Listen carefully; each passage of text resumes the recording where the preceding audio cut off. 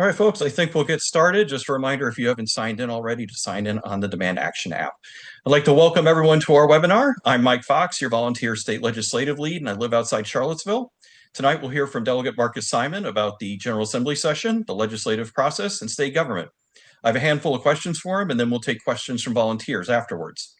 Then I have a call to action for all of our volunteers to keep our momentum going through this week.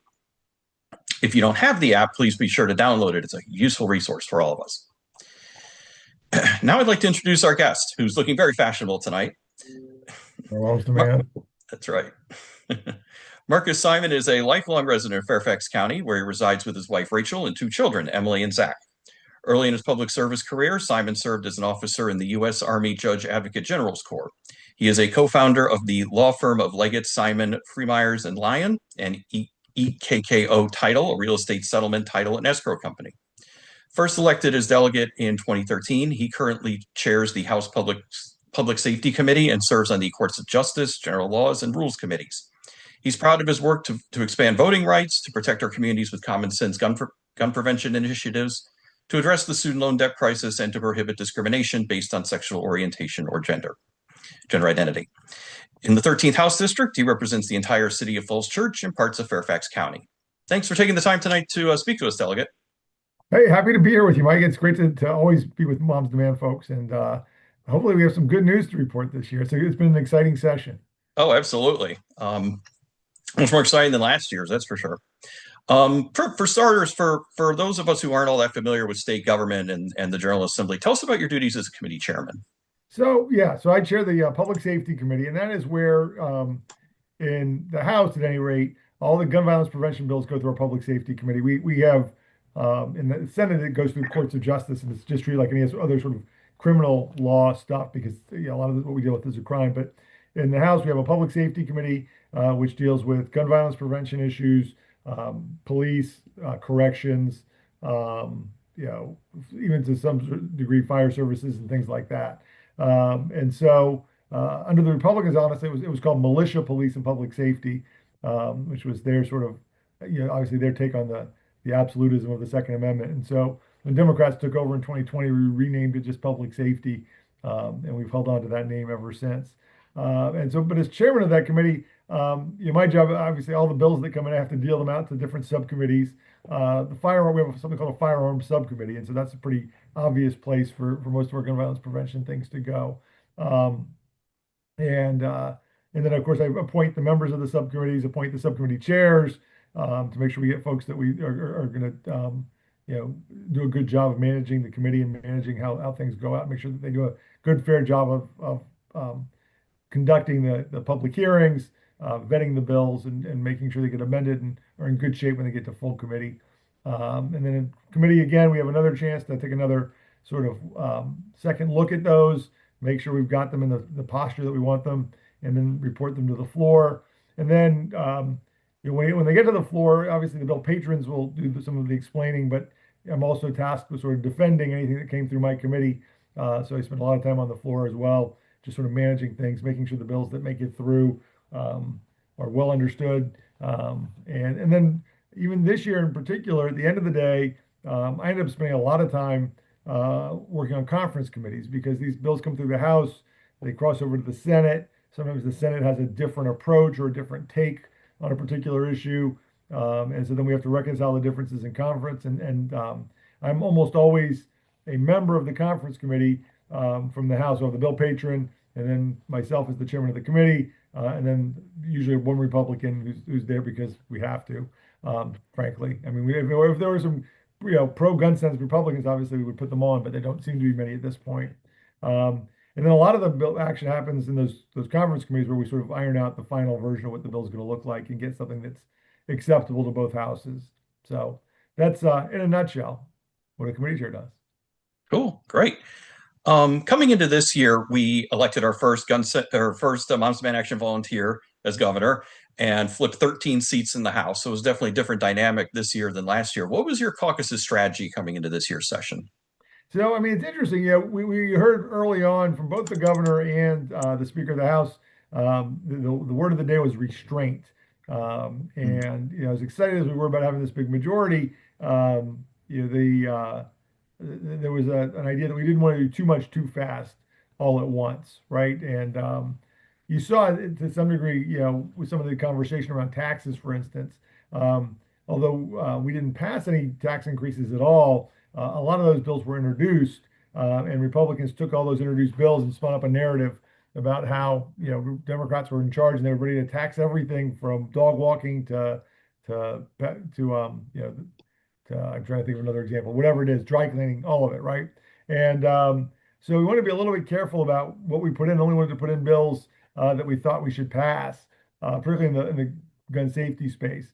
What's interesting is you guys have a very good strategy. We sort of worked it incrementally. We started out with a very narrow suite, and then it was sort of hard to just say no. It's sort of like if you have a kid who wants like one more piece of candy, right? So I don't know if that's the right analogy or not, but we start out with our core meal, right? Our main course, which were basically about five sort of bills that we thought were really important. We wanted to make sure that we banned assault weapons in Virginia. We wanted to make sure that we had safe storage policies that made sense for Virginia. We wanted to have industry accountability standards, right? So that gun manufacturers can't market these things in irresponsible ways and then escape responsibility for that. We wanted to make sure that we had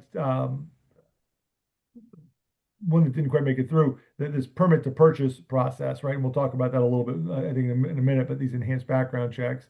And then the ghost guns piece was the fifth, I think, pillar. That's a bill I've been carrying for a long time, which was, wanted to make sure that we had those bills in place. But then we got to some other things too, and we got to like open carry of assault weapons, and that was sort of an afterthought. I'm like, you know what? Let's put it in. I think this is as good a year as any to do that. We're talking about assault weapons generally. And there was a bill we needed to do to sort of fix a court case that at least one circuit court in Virginia had said our background check program was illegal because it discriminated against 18 to 21-year-olds, treated them differently than everybody else. And Garrett McGuire put in a bill to fix that loophole. I understand the governor's going to add an emergency clause to that bill, and when it comes back in April, we'll have it be effective, right away. So, and we won't have to wait till July for that. So there are a number of things like that. There was the issue of concealed carry reciprocity, which I didn't know that we would necessarily tackle this year, but it came out of the Senate, and we looked around and said, why not? We've got the votes, we've got the momentum. It's not like anybody's going to say we didn't do it, we didn't do enough, or they're already going to say we did too much, right? So we might as well ask for the things that we wanted for. And so we started out with a strategy of restraint. I wouldn't say we were unrestrained, but I think we, at the end of the day, little by little, we got a lot done. And if we had started out, I think, saying we're going to do these 20 bills, people said, no, 20 bills is too much, right? But we said, well, we want to do five things, but some of them require a bill or two. And then we had a couple extras that we hadn't thought about. And the next thing you know, we passed over 20 bills on gun sense legislation.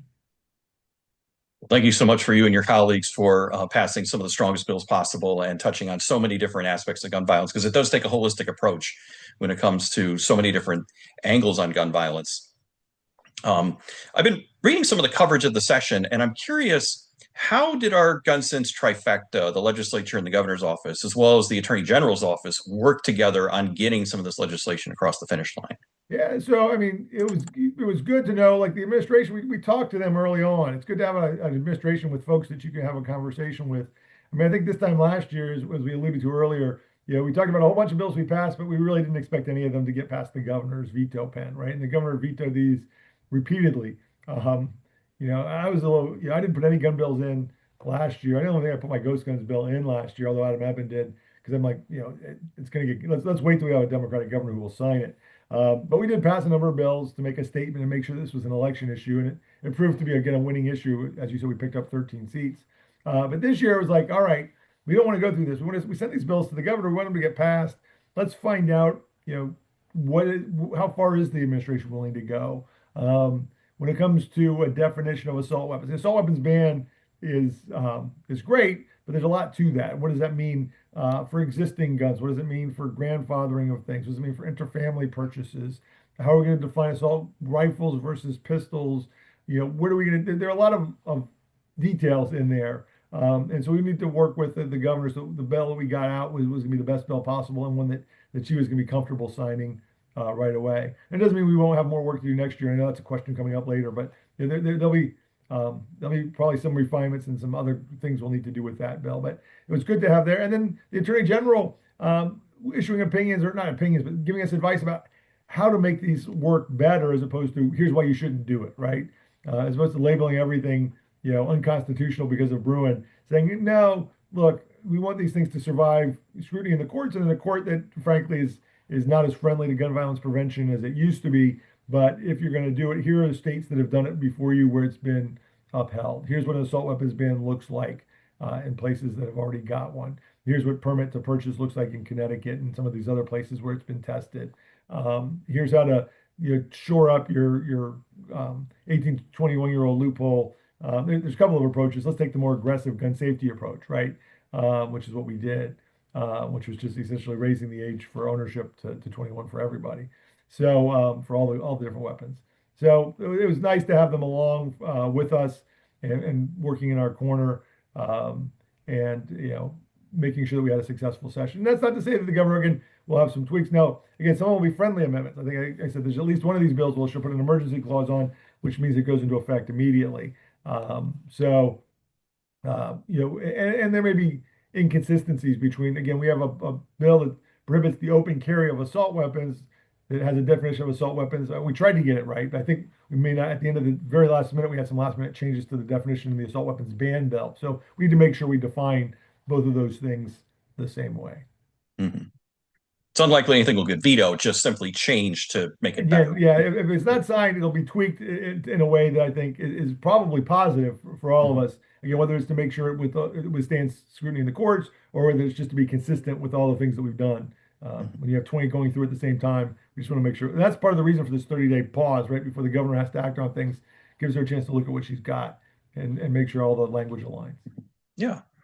I'm excited for you that your ghost guns bill finally passed. I remember when it made its way through the legislature in 2020, even when we had the trifecta then, and it didn't quite make it. So I'm excited that that's been sent to the governor. Can you tell us about your legislation and what it does? Sure. I mean, it's one of these things too where people don't understand it. It was at the time it was relatively cutting edge, and people I just don't think really got it and understood it. And the safer thing to do when you don't understand something or don't understand a bill, the safest vote is usually no, right? And so yeah, we had that bill. And then the other part of it, the problem was it came up during I'll get to what it is in just a second, but it came to a vote in 2021 during the COVID session. And so the Senate was meeting in person there, distance apart. We were meeting remotely via Zoom like this. It was a House bill. There was no Senate version of it. And I didn't have an opportunity to literally go over and explain it to the senators. Like, hey, here's what's going on. Here's why you're misguided. Have that face-to-face conversation. I thought would have helped. And we always figured there was always next year. Unfortunately, in the 2021 election, we elected a governor, a Republican governor, and so it's taken this long to get back to it. But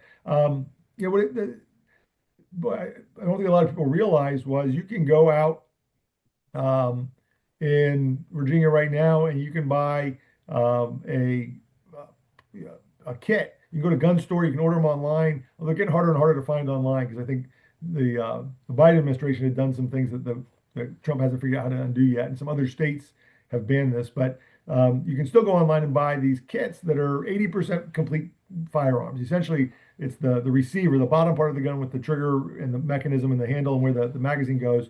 That's what's serialized, and that's what the barrel and everything sort of fits onto. And these kits, you can buy them. They're made out of plastic polymer. It's called Polymer 80 is the company that produces them, and they're unfinished. And then there's a couple of extra raised tabs. And because they're plastic, you literally just file down these tabs to a flat plane, and they mark for you just exactly how far to file. You bore a hole in the front of it with a drill, and you've got a fully working firearm. And there's no background check. There's no age checks. I mean, there's literally nothing. I mean, I went to a gun store in Fredericksburg. They had a table full of these kits, bought it for cash, producing no ID to anyone or anything. I could have been anyone. And then the other thing in 2020, 2021, people saw it and thought, is this really a problem? Or is this just more of a theoretical problem? And it wasn't even till later that year after session that we saw a ghost gun used in a murder in Springfield, Virginia, right here. And they're a growing problem. You're seeing them more and more places. There's just a big gun bust in Herndon where they seized 5 or 6 firearms from juveniles, including 2 ghost guns. Just this month, I saw it on Facebook. So My bill, bans the import, sale, possession, and so forth of these guns. If you want to if you're a legitimate hobbyist who likes building your own firearms from a kit, you can do that if you're actually assembling it completely from 100% from whatever you buy it with. But then you have 30 days after you finish it to go to a federally licensed firearm dealer and have it serialized and get a serial number put on it and register it essentially so that everybody can trace it just like you can trace any other manufactured gun. There's exceptions for gunsmiths. There's exceptions for like people in the bona fide business of making firearms. Because we do have some firearms manufacturers that sell to the military here in Virginia. So none of this is supposed to get them. And again, we've had the good news, bad news. We had 6 years to figure it all out, and it's been pretty perfect for the last 3 years. Now we finally got a governor who's going to sign it. Great. I'm so happy to see that bill among 2 dozen others get to the finish line. That's for sure. You touched on this a little bit. One of our big priorities coming in was enhanced background checks, what lawmakers call firearm purchaser licensing, but it didn't quite make it. Can you tell us what happened and Yeah, the yeah. So process this there? was sort of the restraint idea. I mean, I think it got caught up. And so this is, I mean, it'd be a really big change here in Virginia, and it would impact a lot of the things that we already do. And we didn't. I mean, in some, so one of the bills that did pass, some of these things we had on the back burner because we weren't sure what we were going to do. I talked about that little bit of creep that happened, right? So we weren't sure what we were going to do with permit to purchase or enhanced background checks, whatever you want to call it, fire, purchaser licensing. I think we decided to postpone it for another year to make sure that we got it right, and also to let some of these other things that we were doing kind of settle in, so that we could see how they all work and how they all work together. Because if you do this permit to purchase or the enhanced background check, that includes some hands-on training. You have to, just like getting a driver's license where you have to take a practical test and show that you know how to drive a car before you get your license. This would have a competency, actual competency with a firearm component to it. And if we did that, that changes, Delegate Lopez's bill, which he ended up passing at the end of the day. It was one of these little extra bills that took that said your firearms course can't just be one from the NRA. You have to teach a legitimate firearms safety course to get your concealed carry permit. But again, if we're teaching those, if we're raising every purchaser that same limit, not just concealed carry permit holders, we need to look at our concealed carry permit statute and figure out which of those things we don't need anymore or are duplicative or are in conflict with our enhanced background check statute. So I think we had a lot of things we knew we wanted to do right away with the enhanced with the concealed carry permit holders, the reciprocity, and then some of the firearms that we're just going to get rid of altogether, along with again closing the boyfriend loophole and some other things that I think we thought the permit to purchase would maybe be better off in a year where we weren't trying to do 20 other things, literally 20 other things, right? But do that in a session where there's maybe two or three gun violence prevention things that we're doing, and this was the main focus. The enhanced background checks will be the main focus of it. So, I know it's disappointing because we sent it to the Crime Commission, we got a positive recommendation about it from them, and here we are punting it for another year. I think next year, if not next year, the problem next year, of course, will be the Senate's up for re-election, and you may have some folks we might be trying to pick up some Senate seats in some more rural areas. But I think next year is as good as any. But certainly that third year is sort of the magic year to do things, to do hard things. When we have a new House and a new Senate, and the governor's in the second half of her term and trying to figure out what her legacy wants to be. But I think this is something that I think this governor would like to see done before she leaves office in 4 years. Mm-hmm. Certainly, I've been asked by our volunteers what like one policy would I like to see that would make the biggest difference, and it would be permit to purchase because it touches on so many different aspects of criminal access, youth access, and everything else. And we'll be talking about it next year Absolutely. if it comes up again. So, want to shift gears a little bit. A state report found that 9 localities account for more than half of the state's gun-related homicides. What are some examples of legislation that passed that could tackle community gun violence? Yeah, so this Delegate Cia Price and Senator Carol Foy have been working for a long time to establish a state level center for community violence, actually community gun violence interruption services. I'm probably mangling the words a little bit, but the idea is, getting and I think it's super important, right, that we keep dangerous weapons out of the hands of dangerous people, and that we keep guns away from people that shouldn't have them. But at the core, every now and then, right, the old clock, stop clock is right twice a year, whatever they say, twice a day. at any rate, I guess my point is, Republicans will say a lot. It's not just the gun. They'll say it's not about the guns at all. And I don't think that's true. Obviously, I think access to guns makes things a lot more lethal, a lot more dangerous, and makes suicide more lethal, and all these other things. But they say essentially if they didn't have a gun, they'd kill them with a knife. They'd come with something else. And to some extent, they're not wrong in that we need to get to these root causes of violence generally, and some of the things that cause gun violence, and some of the social factors that lead to these spirals, and figure out how to interrupt them before anybody commits any form of violence, regardless of whether it's going out and getting a gun or not. And so these community violence interrupters are a proven sort of practice, and a proven method for addressing community-based violence. And again, firearm violence is a big part of that too. And access to guns is a piece of it, but also just identifying people that are at risk, using peer counseling, treating it like a public health problem as opposed to a crime and punishment problem. And one of the things that Republicans, will tout their program Operation Ceasefire, which incorporates a lot of the elements that I talked about, with community violence interrupters and stuff, but it's administered by the police. It's got punitive pieces to it, and you get the attorney general and prosecutors very involved in it. And it's sort of a diversion program, as a prosecution alternative. But if you don't follow through the program, there are big criminal penalties. And a lot of folks in a lot of these communities can't work with a police-based program, or won't work as effectively. There's a lot of lack of trust between the communities that are affected by gun violence and their local police departments. And so we want to take a more holistic approach, treat it more like with social workers as opposed to police officers, and with psychologists as opposed to attorneys and Commonwealth's attorneys, and get to the real root causes that are leading people to do the unthinkable, and whether it's harming themselves or other people as a result of violence. And this has worked in other communities, and I think that interrupting that cycle of violence is really crucial. Just basic conflict resolution skills, right? Just building some of those skills in young people, so that they don't resort to violence, can be really a powerful tool for cutting these things off at the pass. Hmm. Certainly, a lot of our local groups have community partners who are violence interrupters. The guys who go out and women who go out into the streets, and they're actually right there trying to mediate these issues and build trust in their communities. Yeah, and so what the Republicans are doing, I hate to bang on them too much. I know it's a nonpartisan organization, but they took a lot of that money, that ceasefire money, and they used it.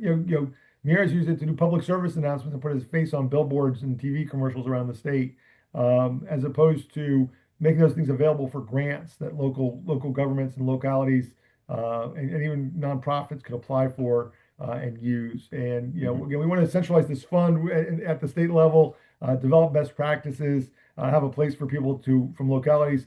A lot of this work has to be done at the local level, but we want them to put in grant applications, and be able to demonstrate the evidence-based practices that they're going to employ, so they can draw down some of these funds.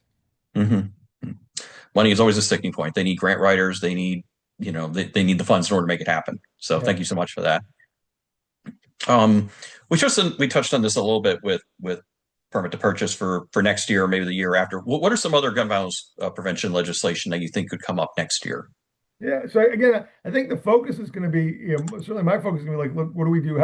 What are the objections to the permit to purchase? What are people afraid that it's going to do or not do? Who do we need to bring to the table to get everybody on board with that? I think that's the big sort of thing left to do. I think, there'll still need to be tweaks to some of the things. We'll continue to work on making our emergency protective orders, our red flag law, work better. And I know we did some tweaks to that this year. That'll be a recurring theme. I think just every locality kind of reads these things differently. We want to make sure that people find it to be a useful tool for them. I think safe storage probably will have some more work to do. I know we passed a good, strong safe storage law, but we made some concessions at the end, and we'll have to see if those are a good idea or not. I think going forward, I might like to see a little more teeth to that. And other than that, like I said, I think we've done a pretty good job. Again, if we don't do the enhanced background check, we did leave a few things on the table as far as a 5-day waiting period bill, which we probably could revisit if we're not going to do permit to purchase. So there's sort of a menu of options, right? There's a number of small things we could do if we still don't think permit to purchase is ready to get across the finish line. But if it does, it solves a lot of those problems. And I don't think you'll see years, hopefully, I mean, like we don't need to do 20 bills a year, right? Hopefully the bills that we passed are effective. We see that they work. And to the extent that some of these things are pilot programs or whatever, maybe they get expanded. But hopefully, like a lot of us, I think we'd all love to put ourselves out of business in this gun violence prevention business that we're in. And I say business, but in this line of work, right? And so let's see how what we did works, and maybe we won't have as much legislative activity in years to come, and that'd be a good thing. Yeah, I mean, this year, for if we're batting 980, then then we're in good shape for the future. That we can focus more on the nuanced things, or reforms and things like that. You did mention the red flag laws. I do want to thank you and your colleagues for that. That's one of the policies this session that was important to me. Where I live in Crozet, there was a shooting at our grocery store last year by a man who should not have had access to firearms, and I know that inspired my Senator Deeds and Delegate Lawfer to sponsor some of this legislation, and I think that'll really make a difference. I think it'll definitely save lives. So that's one of the ones that spoke to me this session for sure. I would like to open the floor now to our volunteers if anyone has any questions for the delegate. I have maybe one or two more, but I want to make sure that our guests are able to ask if they have any questions.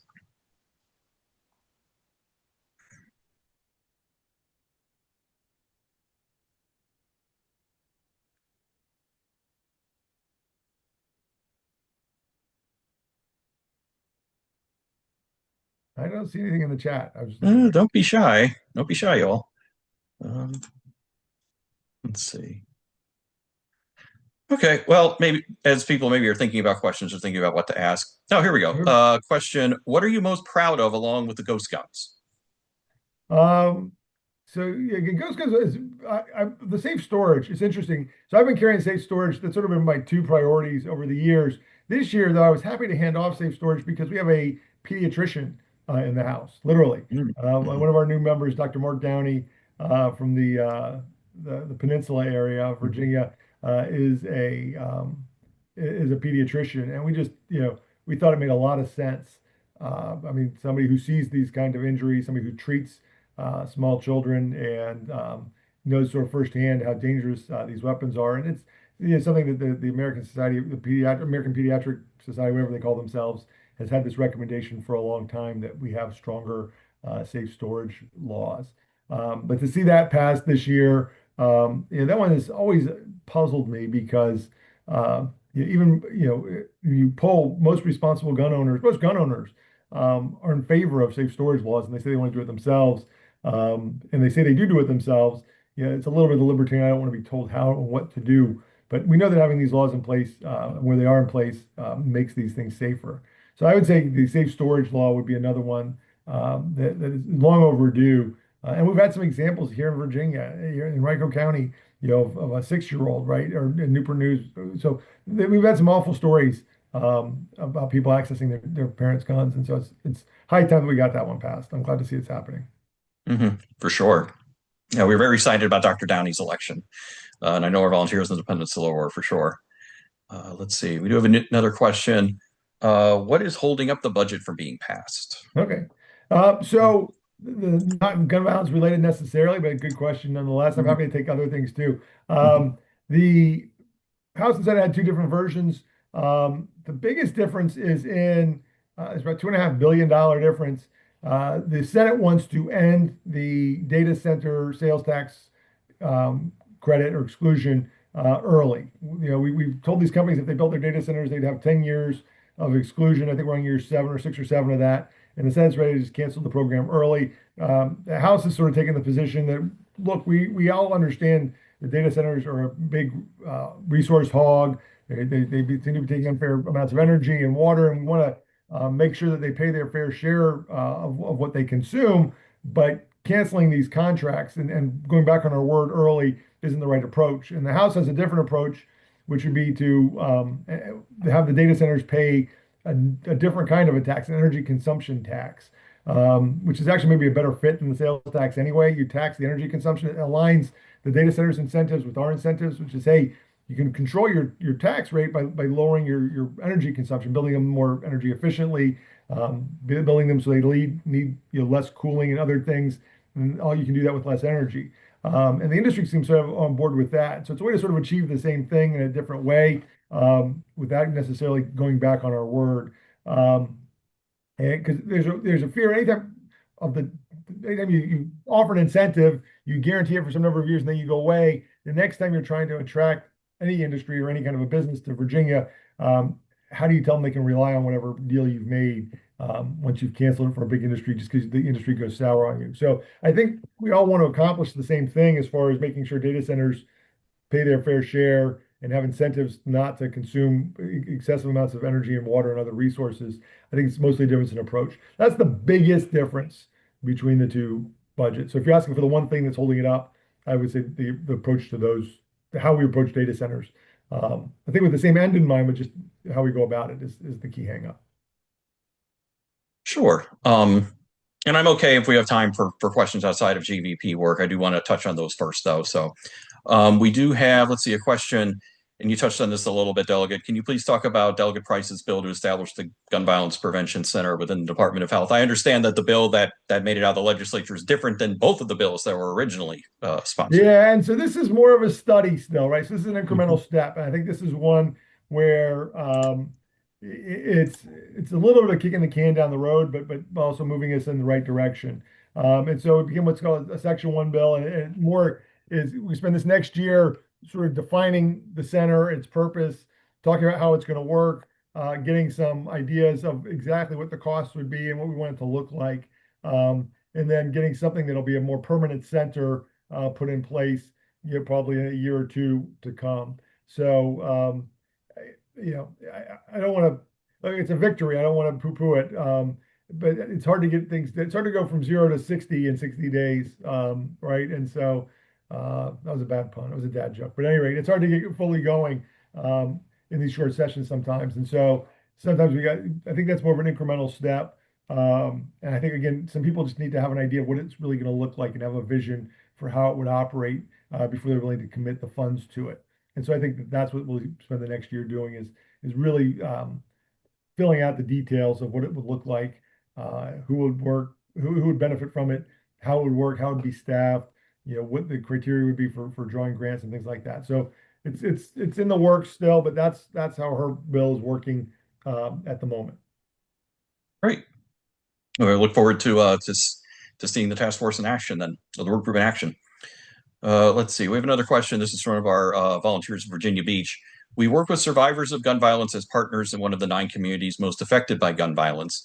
Year after year, they struggle financially and fund their own outreach without compensation.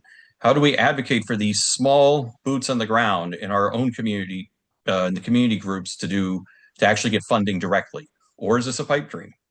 No, I don't think it's a pipe dream, but I think it's I think that's the kind of thing again that this center would be helpful in being a clearinghouse for that sort of a thing. So getting the center up and running, but also honestly, if there are programs that are running and that need state and local support, contact your delegation. Look, I got $50,000 in the budget, and we'll see if it makes it through conference or not. But for a group of middle school kids in Falls Church that wanted to pursue outdoor education programs, right? And so, there are, earmarks too. It's sort of a bad word. It's been a bad word over the years, but if the programs are worthy and they can say, hey, here's what we would do with, we need this X number of dollars to hire an executive director or to rent space where we can have a meeting house or something like that. And you had some idea of what it would be for, talk to me, but talk to your delegate, talk to a appropriator that represents your jurisdiction, about ways that we could get some money in the budget. Because, I hate to say it this way, but we're dealing with multi-billion dollars. For some of these groups, it's like dust, right? It's budget dust. We just need to know where to sprinkle it, and where it needs to go.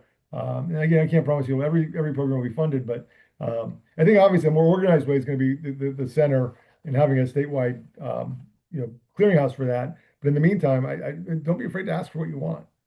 Mhm. Yeah, certainly. Let's see. We wait for other questions to come through. One other question I have for you, Delegate, is if you could take us into the sausage making process. Is there something about the legislative process that maybe the public doesn't understand or something like that? Yeah, so it's interesting. I tell people all the time, if you're if you're arguing with I say arguing, if you're trying to make your case to the subcommittee at the actual public hearing, you've probably already lost, right? A lot of the conversation, a lot of the decisions about how these bills are going to go and what's going to happen are made ahead of time. And so you all coming out and coming down for lobby days and visiting legislators in their offices, and advocating for bills before they even get to the subcommittee level. Showing up is important. Showing up in a subcommittee room so we can all see the red shirts is amazing and effective, and it helps keep people from getting squishy. As we say, it's a technical term, right? But a lot of the hard work gets done in the off season in educating legislators, or again during session, and just saying, hey, listen, particularly if so many new members, right? They get a lot of emails. These other guys are very good. The other side is very good at churning out, these big bots full of, I don't know if they're bots or if they're just very motivated people. They send dozens and dozens of emails. And you have new members that aren't used to hearing negative things, right? They've been cheered along the whole way and everything's been great. They get sworn in and everybody's telling how wonderful they are. And all of a sudden they get some like 30 or 40 people saying no, and they get nervous. And so I think you would be surprised to your sausage making question. You would be surprised at what an impact, 2 or 3 or 4 dozen emails can have on a legislator, particularly if they're new. And so being in Richmond helps. You guys being in Richmond and coming on committee days is useful, but also just in balancing that out, whether it's through your email campaigns, through postcards, or through those visits to folks' offices to tell them, listen, your instincts about your community are right. Don't be thrown off by this. Don't give these things disproportionate weight. Look where these are coming from. A lot of times, they're not even coming from your district. So that helps a lot with folks. And then the other thing that it continues, I remember this from the last trifecta, but the intra, everybody thinks of, and I tell everybody at home's like it's Democratic legislators. You're all members of the General Assembly. They don't really distinguish between senators and House members. But man, do we fight with each other when we get down there. And we have really different approaches to a lot of things. And by the time crossover comes and we start seeing each other's bills, we're really already worn out. And so the acrimony between House and Senate members can be real. So it's good to, if you ever can, make sure you've got a version of your bill on both sides so that both chambers can see it while they're still fresh and happy and in good moods at the beginning of session. Then when it crosses over, it's already familiar to them, and we're not trying to sell them something new as the session starts to wind down. If anyone else has any questions, feel free to ask. Touching on I the keep part talking, I can filibuster everybody, but I'd love to hear what you can want to hear about. That's why I got you for the full hour, Delegate. You're touching on like us showing up, both on our advocacy day and committee meetings and things like that. It's a part-time legislature, but what can we do as volunteers and as constituents throughout the year when it comes to affecting change at the state level? Well, I mean, again, year round, right? So I think right now what you guys could be doing is you could be thanking a lot of these legislators, right? I mean, saying, hey, we always hear from you when you're disappointed, right? And we always hear from constituents that are happy with what we've done. And I love, we're pretty simple people in politics, right? We like recognition. We also respond like anybody else to positive reinforcement, right? And just seeing little shout outs on social media, always are good for morale. It seems silly, but it matters again to some of these folks. And I'm not going to name any names, but some of them we had to twist some arms sometimes. You think we're all obviously easy sells on gun violence prevention stuff, but some people are they worry about their rural districts. Again, they worry about the hate mail that they're going to get or that they do get. Some of them are gun owners themselves, and they worry about we're being too hard on them or creating traps for unwary but not irresponsible gun owners. So it's their morale needs some stroking and to be told that you're proud of what they've done, that they're out there and you're with them. I think continuing to educate folks. I mean, you guys always do so good with the statistics and also the stories. I mean, so many Moms Demand folks are involved because they have a personal connection to gun violence, regrettably, but statistics and numbers are helpful for policy making, but storytelling is really important as well, and making sure that those stories are told and that your legislators hear them. So all the things you guys do, I mean, you're very effective as you're doing it. I don't want to say that you're not doing any of those things. I think you guys do a lot of those things. I don't mean to suggest that you need to do things differently than you're doing. But to the extent that you wonder if they work or not, I guess my answer is that they do, and they're all very important. Thank you so much for that. I do tell our volunteers that even if your delegate or your senator's vote was never in doubt, they always support us. Please thank them for their good votes because it shows that we appreciate them and that we're paying attention and everything. Let's see. We have a question. I'd love to hear your thoughts on how what is happening here in Virginia will impact the national conversation on gun violence prevention. Elections have consequences, and Governor Spanberger signing this many good gun bills is a prime example. Yeah, I mean, so everything is national news these days, right? I mean, it used to be. I know Tip O'Neill said, many years ago, all politics is local. I'm starting to think the reverse is almost true. I mean, again, I'd love to think that we had 64 brilliant candidates, political geniuses in the House races that picked up all these seats, but you got to acknowledge the role that the national environment played. And then the things we do, to your point, reverberate nationally as well. And people look at what a Democratic trifecta looks like. Look what a sort of blue takeover of a formerly purple state can do. What are we willing to do with our power when we have it? How are we willing to exercise it? And then the real test is going to be in 4 years. Will we be able to show that Virginia is a markedly safer place as a result of the policies that we've put into place? And I think the answer will be yes to those things. Certainly, I mean, Governor Spanberger, every Virginia governor thinks of themselves as a national figure because we get a lot of off-year attention and off-cycle attention. So we're disproportionately in the news. But I think that having a success on this issue and showing how we can do this here in Virginia is certainly something that's going to enhance her profile. And I think we'll hear more about her, on the national level. I think we set an example again for these other states. We all look at each other. One of the first questions we hear when we get a new gun violence prevention proposals was anybody else done it? Where has it worked? Has it been challenged? Like we talked about court cases, has it been challenged in other states? And so the next phase, a lot of this is going to be interesting to see how Virginia and the Fourth Circuit, which is our federal circuit, start to look at some of these things. I think some of these things haven't been tested particularly in this particular circuit, and so we'll see, how that affects things nationally as well.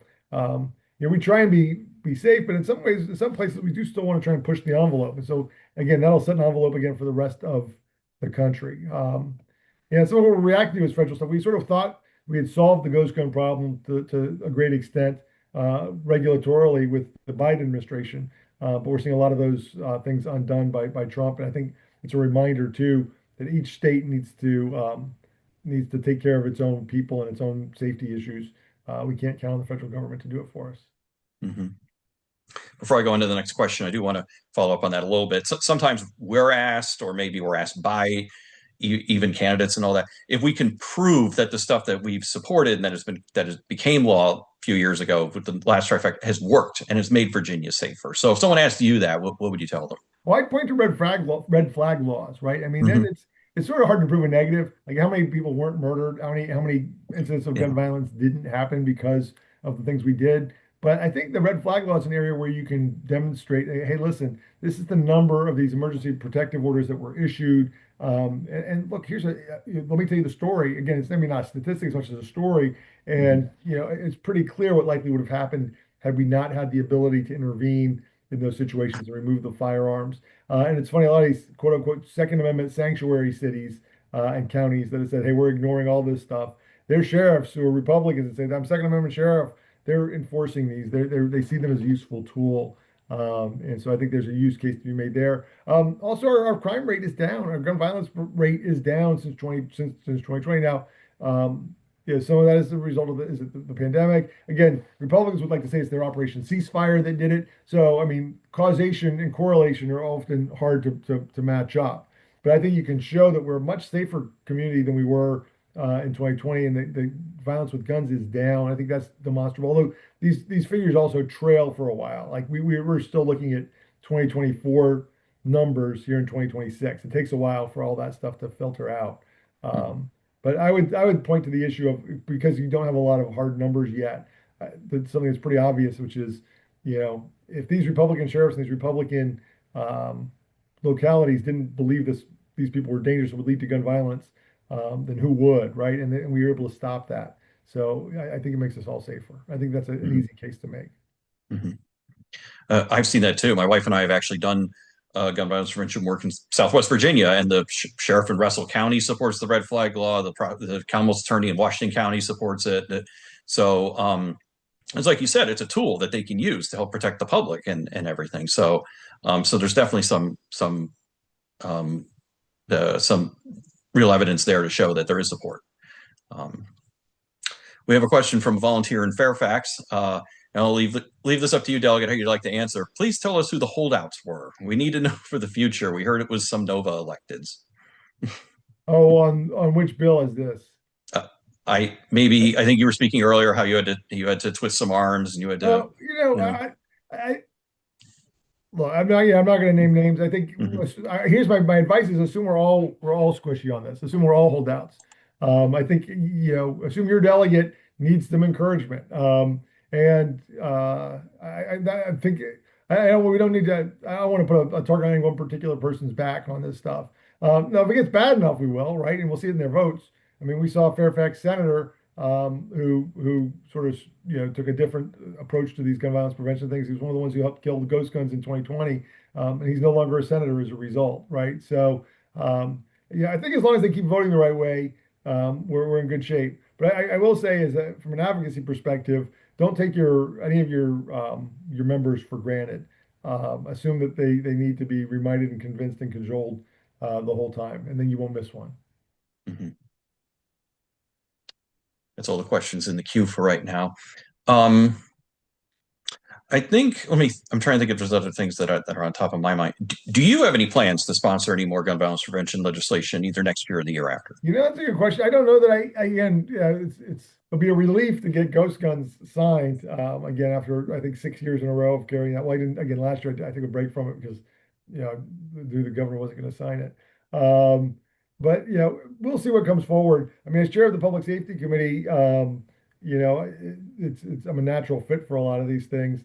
But we also again we have a lot of new members, so we'll have to see.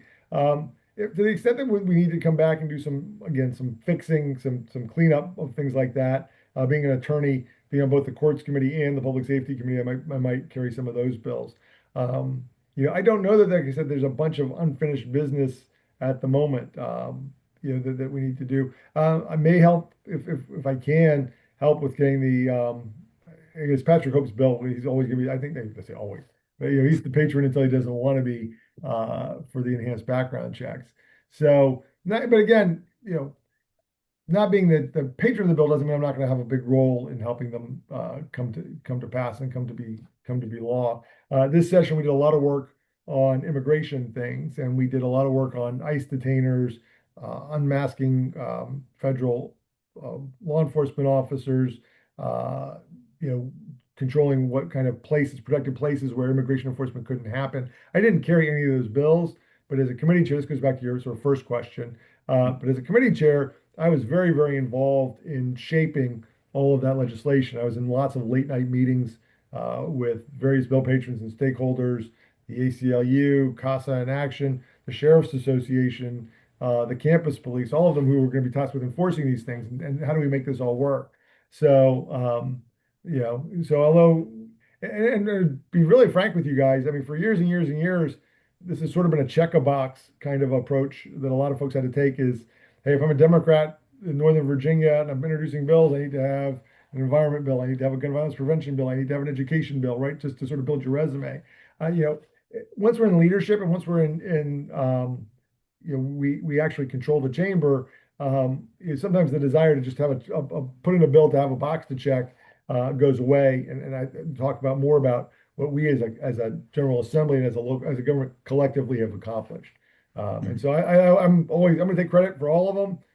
I'll take the blame for the ones that don't get by too. I realize I have to do that as well. But again, a little less. Again, it's just sort of the maturity of a majority, right? As we grow, and frankly, I'm maturing a little bit as a legislator. I don't need to have my name on every bill to be able to put my stamp on the policy and make sure that it becomes law.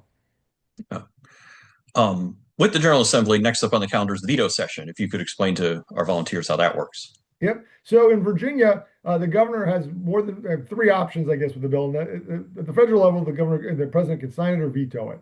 At the state level, the governor can sign it, she can veto it, or she can recommend amendments to the bills. So it's a quasi-legislative process, almost like a third chamber of the you have the House, the Senate, and the governor's staff looking over all these bills and proposing amendments and changes and substitutes to them. So she has 30 days from adjournment to do that. So around April 13th is, I think, her deadline to share with us. That's about another 2 weeks or so, right? Another two weeks and a couple days to go through the 1,500 some bills that we sent her way. Now, a lot of those are duplicates. A lot of them are their House and Senate versions that are identical. It's like the Ghost Guns bill counts as two because Adam Evan and I both put one in. But at any rate, a lot of bills to go through and either sign, veto. I don't think you see a lot of vetoes because if it was good enough to get out of a House and democratically controlled House and Senate, then it's probably something that we want signed. But she may have, if she doesn't love the policy or doesn't like our approach to it, she has the opportunity to send amendments back down. So we have 1 day veto session. So whatever comes back, we have 1 day. We technically have up to 3 days, but we try and do that in a day. So we'll start early and we'll slog through all of those changes. Again, we will have about a week to sort of think about it because she gives them us on the 13th. We have 10 days. We have the 23rd is our 22nd actually is our veto session. And then this year, of course, we'll have the following day a special session on the budget. Hopefully, I'm knocking wood that we'll have a budget done by then to do. So, but that's sort of what we do in April. And again, the amendments can be sometimes they're soft vetoes where she'll say, well, I'm going to put a reenactment clause on it, which means it's not going to become law unless it's reenacted, which is basically the same thing as it's not going to become law. But some of them are going to be like emergency clauses, which I love this idea so much I want it to go into effect right away. Or there might be some places where we were a little conservative and she thought, you know what, let's go further with this bill. Let's be bold. And she may ask us to do even more than what the original bill had. Mm-hmm. I'll be waiting and watching. I saw that the 13th is could be a big day for us. So yes. Well, I think we'll probably see some idea before. Obviously, usually in the days before the deadline, you start to see some batches of things. And so I suspect, hopefully, in the next couple of weeks, we'll get an indication from the governor of what she plans to do with the sort of suite of gun violence bills, and hopefully a big press conference and announcement on a bunch of those at once would be great. Yeah, waiting for it for a long time. Yeah. Let's see. I think we got time for one more question. It's a good one to go out on. Given that let's see, General Assembly has an abbreviated schedule in Richmond, do you have suggestions on timing to get new bills ready for the new year for reducing gun violence? Yeah, I would start now. I mean, it's never too late, or never too early, I should say. Mm-hmm. And again, sometimes it's just socializing the idea with folks and letting them think about it. Like a lot of things, a lot of times people's first reaction to something new or something they don't understand or they're scared of is to say no. No, I don't like that idea. What is that? That sounds crazy to me. I don't want to. And so you need some time for them to think about it and say, what does this really mean? What does this look like? Why would you be a no on something like this? And we're hearing it from other people like, hey, is this just one person who's asking for this, or is this really something that people are demanding and that's got a lot of grassroots support? So if you've got ideas, if you think we've missed the mark on something or haven't gone far enough, or there's something that's being done in another state that we haven't thought of here in Virginia that's really effective, talk to me now. I know some of us will say no, not yet, but it's always a good time to get new ideas. If we get them drafted, we can't start drafting them with DLS until early summer. But the sooner we can get into the queue, the better. The more time we have to work on the details before the real crucible of session. I'm going to take you up on that offer, Delegate. I have a few ideas myself. So excellent. All right. Well, I'd like to thank the delegate for joining us tonight. Before we call tonight, I do have a call to action for all of our volunteers on our webinar.